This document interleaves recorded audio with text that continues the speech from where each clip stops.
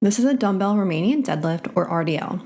The RDL is a hip hinge pattern that primarily emphasizes the hamstrings and glute max, while your core and back muscles are also working to maintain a supported, neutral spine and keep the dumbbells close to your body. The motion primarily comes from your hips moving backward and forward, and depending on your execution, you can bias more glute versus hamstring.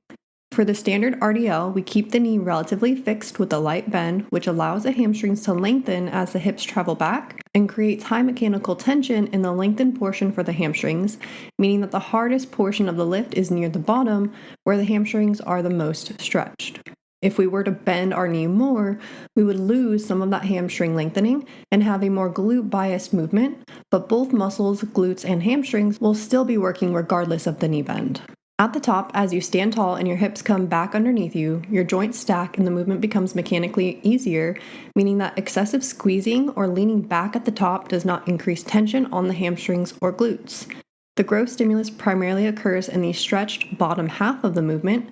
So, if you need to think about where to squeeze, it would be the bottom, not the top. Squeezing does little to nothing at the top. For your setup, stand with your feet about hip width apart, holding the dumbbells in front of your thighs at roughly a 45-degree angle to your legs. For most women, our legs will be stronger than our grip strength, so using wrist straps or Versa grips are helpful once you start to notice that your hands or arms are tiring before your legs do. Link for those are in the description below. Set your posture by gently pulling your shoulders down and back. However, sometimes when women think of a tall chest and good posture, they go a little too far and create this really large expansion of the chest where their ribs are flared up and their spine is extended, and this is actually a very weak position and why many women feel lower back pain.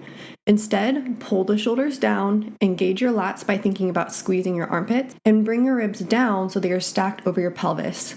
This creates a neutral, supported spine. Brace your core by taking a breath in through your nose and expanding your rib cage and abdomen. Think about stacking your ribs over your pelvis to create that neutral spine. You need to keep this position through every single rep.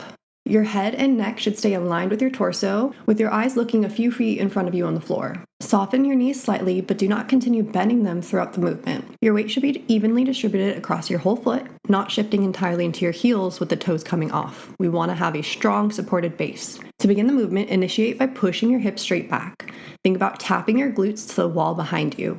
Your upper body will drop down as a result of your hips moving back, but you are not actively thinking about going low with your chest. The motion is driven by the hips. You want to start the movement with a soft bend in your knees, but you do not continue bending them throughout the movement. Your knee angle should remain relatively consistent from start to finish.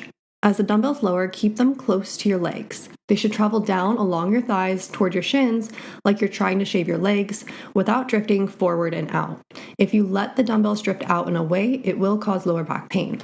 You want to continue hinging until your hips can no longer travel backward without your back rounding. For many people, this is just below your knees or maybe mid-shin, but your depth will depend on your mobility and limb length. Your eyes should follow the movement. At the bottom of the RDL, you can see how my eyes are looking down at the ground. This will make sure that your neck is comfortable and aligned with your spine. At the bottom position, you should feel a deep stretch in your hamstrings while maintaining a nice, neutral, straight spine. From here, drive your midfoot through the ground and squeeze the hamstrings to drive your hips forward.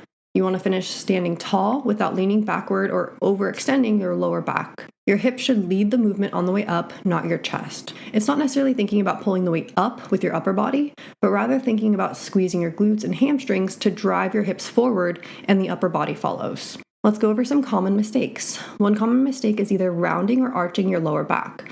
Excessive rounding or arching, aka flexion or extension of your spine, shifts the tension into your back muscles instead of the glutes and hamstrings. Focus on keeping your ribs stacked over your pelvis and maintaining a neutral spine throughout the entire rep and not forcing depth, only going as far as your hips can travel back. It can be helpful to film yourself from the side if needed to ensure that the hinge is coming from the hips and not from your lower back. Another common mistake is letting the dumbbells drift away from the body. When the weights move forward, it increases stress on your lower back. So you want to keep them close to your thighs and shins so that way the load stays centered over your midfoot.